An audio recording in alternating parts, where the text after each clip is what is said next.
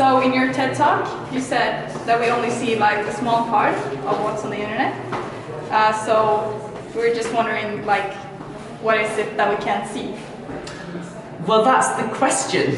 That's so this whole thing about the way that all of this data, it's totally invisible. Yeah.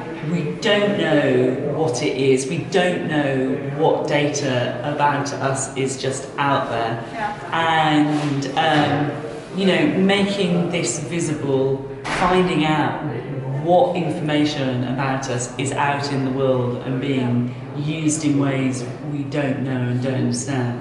That's a really sort of vital next step, I think, to holding this entire kind of economy to account. Yeah, okay.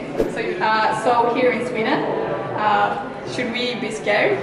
I mean, we don't have Brexit or Donald Trump. Yes. But we're on the internet, so should we be scared? Yes, because, maybe these things haven't happened in Sweden yet. Yeah. But we know that Facebook is being used in every single election in the world. It's where your politics is going on. Yeah. And the amount of information that is now just out there on the internet and can be used by political parties to manipulate us in ways we can't see. I mean, that is going on right now.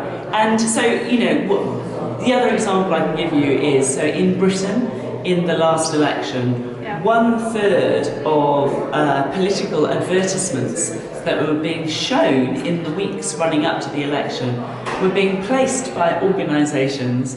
We don't know who they were. We don't know whose money that was. We don't know which forces were trying to influence us.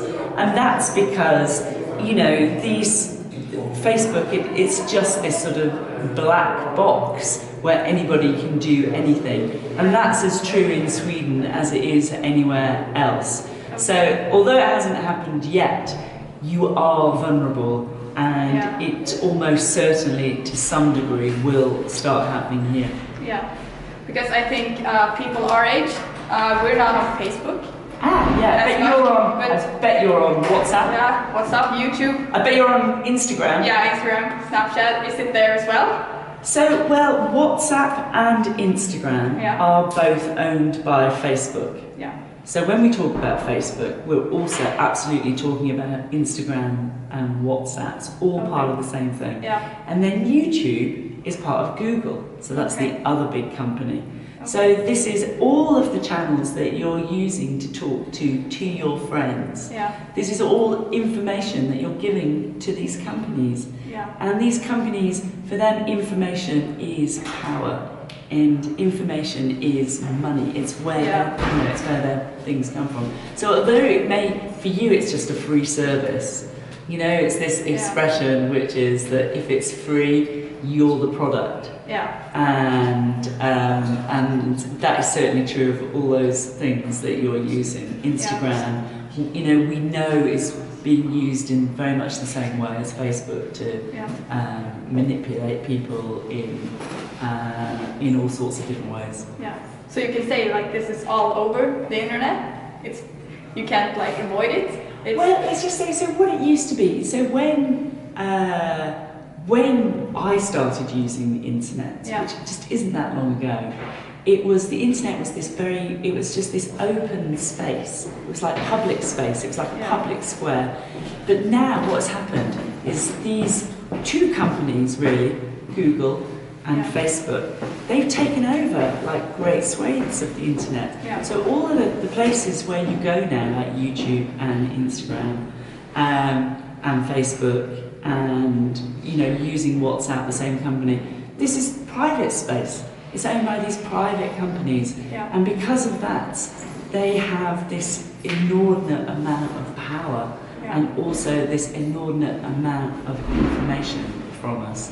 And so that's the difference. It's not public space anymore. We're being controlled by these really big companies. Yeah. That's scary. Yeah, good. Yeah.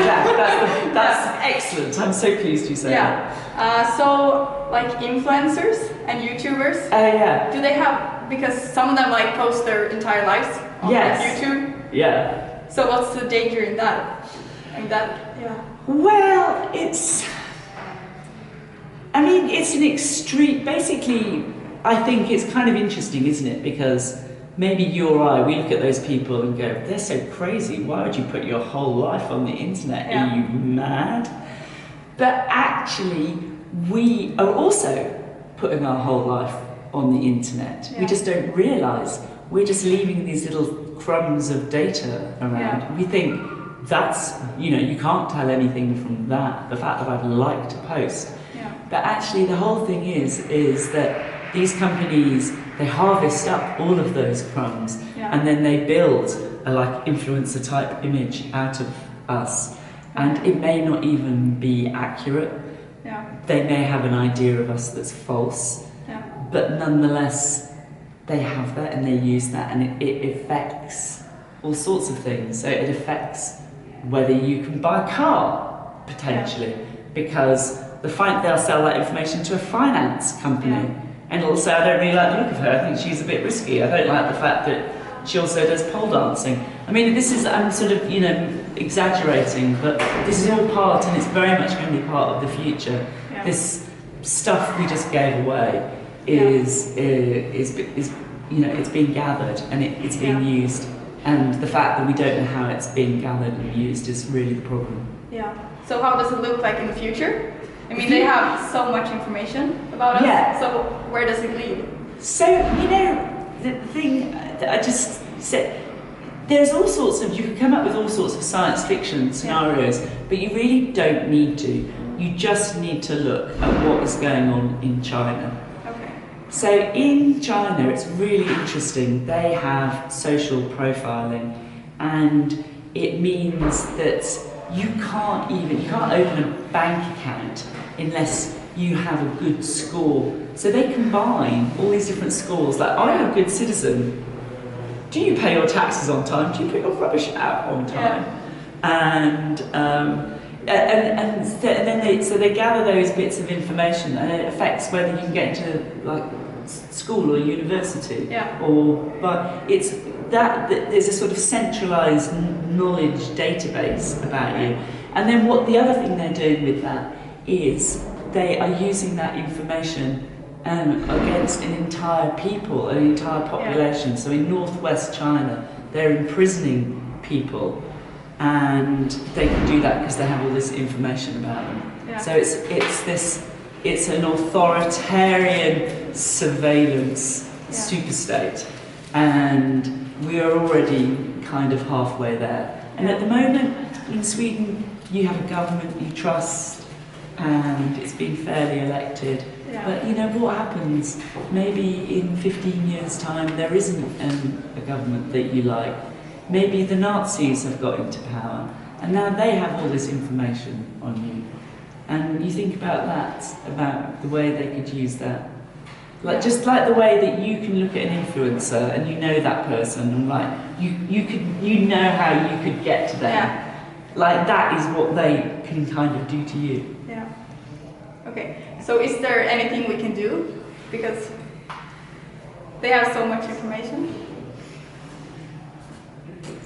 You can, you don't have to use these. It's really difficult because all of your friends are like on Instagram, so you need Instagram, don't you? Yeah. I think apart from anything else at this stage, I use social media to slag off social media companies. So in that way, we need to use these same channels to raise awareness of these issues, Yeah. Instagram's owned by Facebook, so, spreading the news about why Facebook is a real problem for the world right now, that's a way that you can subvert these platforms. Okay. Yeah. So that's one thing. Yeah. Okay, one last question. To us young journalists, do you have a tip? So you're already doing amazingly well because you're here. You're paying attention. It's fantastic. Like you're doing this, that's amazing. And my biggest tip is just persistence. And so you know when you write an email and somebody doesn't answer back, and you think, oh, they're not really interested. Yeah. And then maybe you send them, I just wondered, did you see my email? And you don't get a response. And I would probably, many times, I think I've given up at like 2 or 3. And actually, like, you've just got to keep going. It's like send 6, 7. And actually you do wear people down that way.